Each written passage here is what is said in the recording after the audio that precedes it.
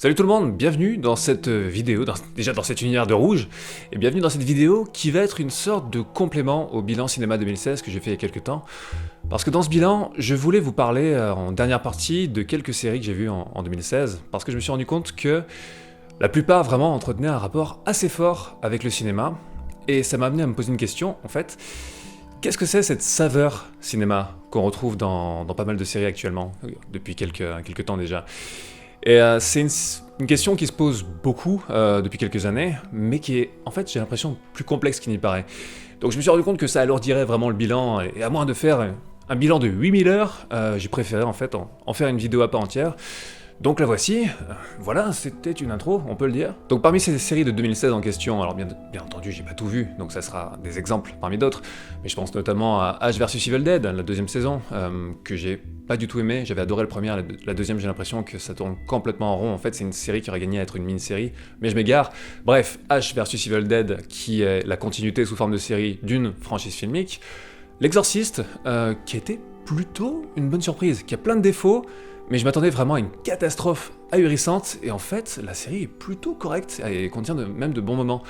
Et pareil, c'est la continuité sous forme de série d'une franchise filmique, et c'est même pas vraiment la déclinaison du Ash vs Evil Dead et l'Exorciste de franchise filmique, c'est vraiment des suites. Donc il y a tout un enjeu où il faut assurer une continuité autant visuelle que narrative avec le cinéma, donc c'est intéressant aussi à ce niveau-là.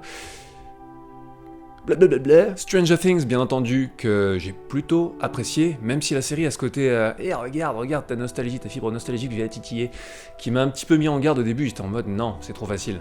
Mais finalement j'ai bien aimé, je me suis laissé avoir. Et bien entendu, hommage à tout un univers filmique, notamment toute la génération Amblin et Spielberg et consorts des années 80. The Strain, série produite par Guillermo del Toro. J'avais aimé les premières saisons, la dernière en date m'a laissé vraiment sur ma faim. Vinyl, bien entendu, série produite par Mick Jagger et Martin Scorsese, qui a été annulée, et c'est une grande tristesse parce que j'ai adoré cette saison.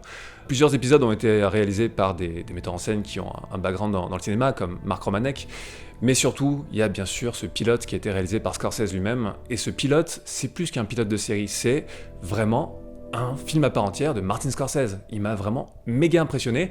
Il pourrait être diffusé tel quel dans les salles de cinéma, bien sûr il ouvre sur tout le reste de la série en termes de narration, mais vraiment avec cette fin ouverte, il pourrait être une œuvre à part entière qui a ce cachet filmique qui est un très bon film de Scorsese tout simplement.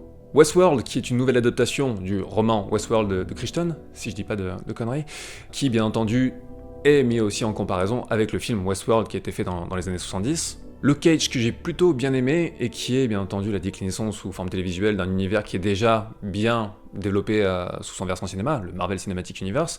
Donc on a encore une fois cette composante cinéma qui est très présente. Black Mirror, qui est une série d'anthologie, et chaque épisode est techniquement un film, vraiment, en soi.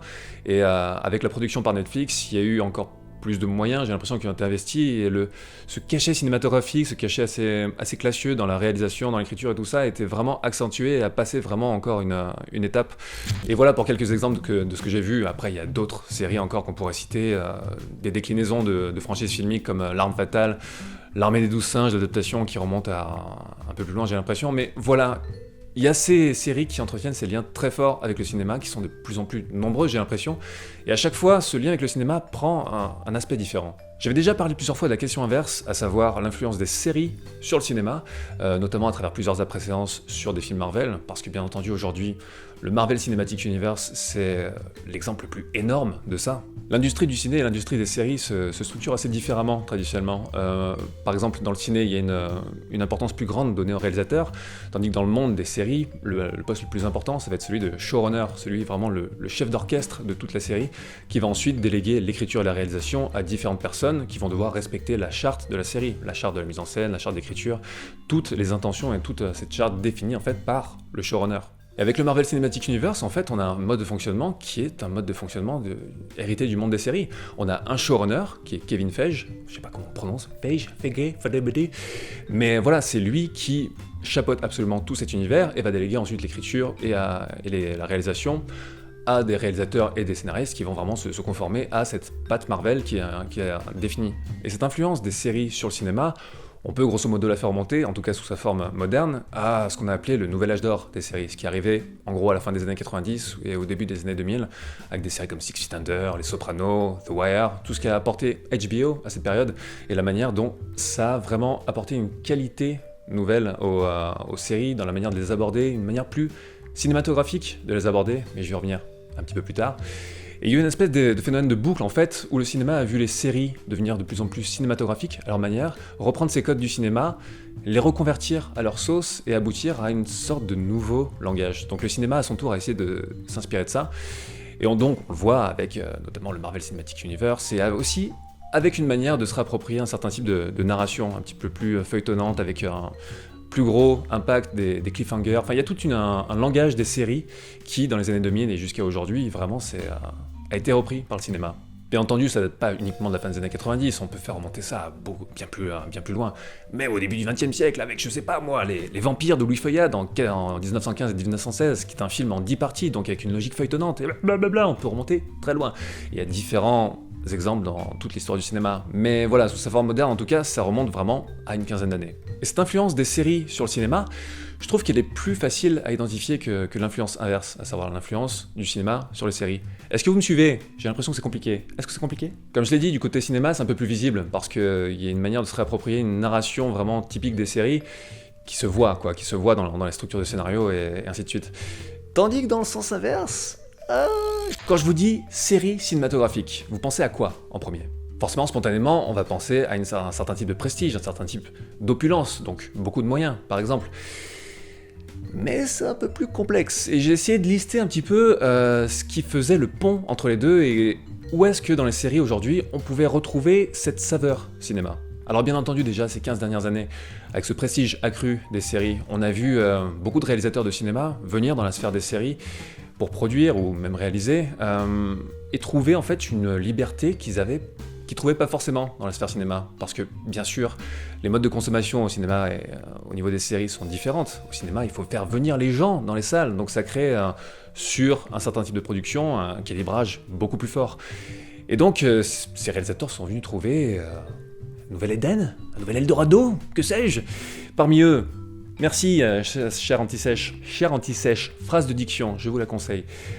Spielberg avec Terra Nova, Scorsese qui est venu produire Boardwalk Empire et Vinyl, David Fincher bien entendu avec House of Cards, Steven Soderbergh avec The Knick, bref, tous ces gens viennent dans la sphère des séries produire, réaliser, écrire, de manière assez visible, ça crée des frontières assez poreuses. Mais c'est pas un facteur qui suffit à expliquer cette saveur cinéma dans les séries, parce qu'ils peuvent produire des séries qui obéiront à des logiques de séries. Le deuxième type d'évolution assez filmique que j'ai identifié, c'est celui sur le format lui-même. Là, depuis 10-15 ans, on a de plus en plus de séries d'anthologie, vraiment, qui se déploient sur une seule saison, et ensuite sur la saison d'après, ils partent sur complètement autre chose, American Horror Story, et ainsi de suite. Les saisons aussi se sont réduites, maintenant en moyenne on a des saisons de 13 épisodes, alors qu'il y a encore 10 ans on était sur des saisons de plus de 20 épisodes. Il y a de plus en plus de mini-séries également, il y a de plus en plus de séries aussi où il y a un réalisateur qui a été créé pour une saison entière, True Detective entre autres, The OA que je suis en train de regarder, que je vous conseille au passage, je suis juste à la moitié de saison donc j'ai pas encore vu la deuxième, mais il y a un réalisateur pour toute la saison. Donc tout ça en fait, tous ces formats qui sont devenus de plus en plus populaires dans les séries, ça montre en fait un format qui se réduit de plus en plus pour arriver dans beaucoup de cas en fait à une sensation d'unité. On reste vraiment sur une histoire racontée sur une saison, ou avec un style particulier, avec un seul réalisateur, ou avec juste une mini-série qui va se suffire elle-même. On revient à cette sensation d'unité qui est plus proche d'un format de film, d'une œuvre vraiment resserrée et identifiable en tant que telle. Donc peut-être que ça crée aussi cet aspect filmique. Bon, c'est aussi lié au rythme de vie qui s'est accéléré, forcément. Il y a aussi une manière de brasser certains univers de cinéma qui sont très connus du public. J'en ai parlé en intro quand je mentionnais certaines séries, avec cette manière de décliner, surtout aussi des grands succès des années 80, voire 90. Donc il y a cette manière de parler un certain imaginaire de cinéma. Et aussi dans certains cas, tout simplement, il y a aussi cette tendance à ramener les séries dans les salles de cinéma. L'épisode des 50 ans de Doctor Who qui a été diffusé dans plein de cinémas, notamment en Angleterre, mais un petit peu partout. Pas en France, je crois, ou alors très peu en France. Le pilote de la série Vinyl, donc réalisé par Scorsese, qui a été aussi diffusé en cinéma. Donc il y a cette manière aussi, en termes d'imaginaire, d'adouber certaines séries ou certains épisodes de séries comme des œuvres filmiques à part entière. Ceci étant dit, tout ça ne suffit pas à expliquer ce qui va faire cinéma dans une série. Donc j'en reviens à la question, quand on pense série cinématographique, on pense à quoi en priorité? On pense aux gros moyens? Oui, forcément, ça va apporter ce côté grosse production qu'on verrait plutôt au cinéma traditionnellement, mais pas forcément. Il y a plein de films de cinéma qui n'ont pas de gros moyens, de petite, moyenne production. Si on prend une série comme Six Feet Under, qu'on va raconter la même chose dans un film avec le même type de réalisation, le même type de moyens, ça sera un film de cinéma. Donc les moyens cinématographiques ne suffisent pas à expliquer ce qui fait ce côté cinéma. Deuxième hypothèse, est-ce que ça va être lié à la patte que va porter un réalisateur, la patte vraiment que va porter un auteur, comme par exemple Scorsese dans le pilote de vinyle, qui a vraiment cette mise en scène typique qui fait très scorsesienne tout de suite, qui a une ampleur de folie. Ça peut, mais pas forcément. Par exemple, True Detective, la première saison, je pense que très peu de gens ont regardé cette saison et se disent « Waouh, je reconnais la patte de Cary Fukunaga dedans ». Non, il n'a pas une patte suffisamment établie en tant qu'auteur, une patte visuelle, pour qu'on puisse identifier une réalisation de cinéma à ce niveau-là. Et même une réalisation de cinéma, ça se limite pas à un style visuel super établi.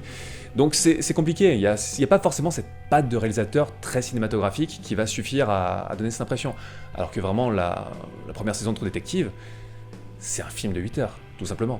Troisième hypothèse, peut-être que c'est cette sensation d'unité dont je parlais à travers le format vraiment qui se resserre, qui va créer cette sensation d'avoir affaire à une œuvre, vraiment qu'on peut appréhender en tant que telle, une œuvre resserrée.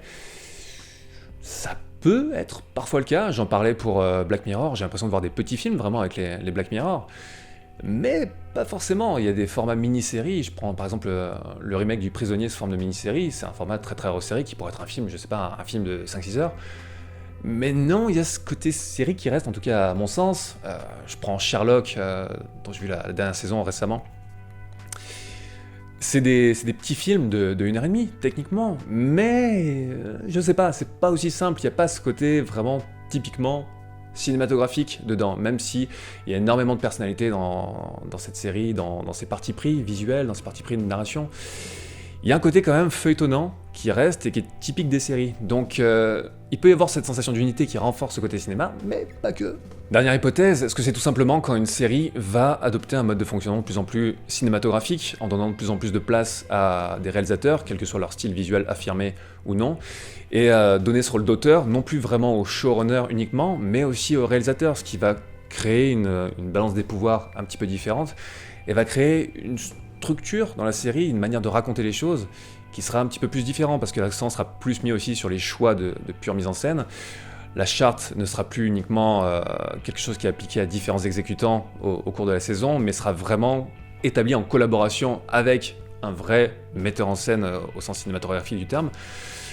Donc voilà, ça aussi, ça suffit pas à expliquer. Ça peut renforcer cette impression dans certains cas, mais toutes ces hypothèses, en fait, sont plutôt justifiés dans certains cas et pas du tout dans d'autres. Et c'est là que j'en viens en fait à mon désarroi, n'est-ce pas, qui me conduit à faire cette vidéo. C'est qu'il y a plein de petites choses comme ça qui vont créer cette saveur cinéma dans les séries, mais il n'y a aucune réponse vraiment toute faite, qui va être vraiment très précise à ce niveau. Ça pose tout un tas de questions super intéressantes sur ce qu'est une série, sur ce qu'est un film, comment on les définit, qu'est-ce qui fait qu'une mise en scène va être filmique, qu'est-ce qui fait qu'une mise en scène va être une mise en scène de série, et ainsi de suite. Ça pose vraiment des questions sur ces formes d'expression, sur ces formes d'art, à la base. Et qu'est-ce que le cinéma? Bon Dieu, qu'est-ce que le cinéma? Putain, on en vient à des questions, j'arrête pas de poser ces questions en ce moment dans les vidéos, ça me rend fou. On en revient à des questions complètement fondamentales sur lesquelles énormément de gens s'étripent depuis un siècle, donc je vais sûrement pas les résoudre dans cette vidéo. Donc, complexité que tout ceci. Et j'ai l'impression que ce côté cinéma, dans la série, c'est plus une manière de brasser tout ça, une manière de brasser tout cet imaginaire et tous ces trucs assez spécifiques, qui est, chaque fois, ce brassage va prendre une tronche différente à chaque cas de série filmique différent. C'est toujours une manière de doser tous ces petits trucs un peu à la sauce de cette série, et en fait il y a autant de cas de figure que de séries concernées, c'est super prise de tête. Donc en fait, si je fais cette vidéo, c'était pour partager avec vous ces pistes de réflexion, et vous demander tout simplement, qu'est-ce qui est pour vous une série cinématographique? Qu'est-ce que c'est cette influence du cinéma sur les séries? Est-ce que c'est un des trucs dont j'ai parlé spécifiquement? Est-ce qu'il y a des trucs que j'ai oubliés? Forcément, il y en a forcément que j'ai oubliés, donc n'hésitez pas à en parler. N'hésitez pas à en débattre dans les commentaires, il y a moyen d'aboutir à des choses assez intéressantes. Et quant à moi, je vous dis tout simplement à très bientôt. Ciao!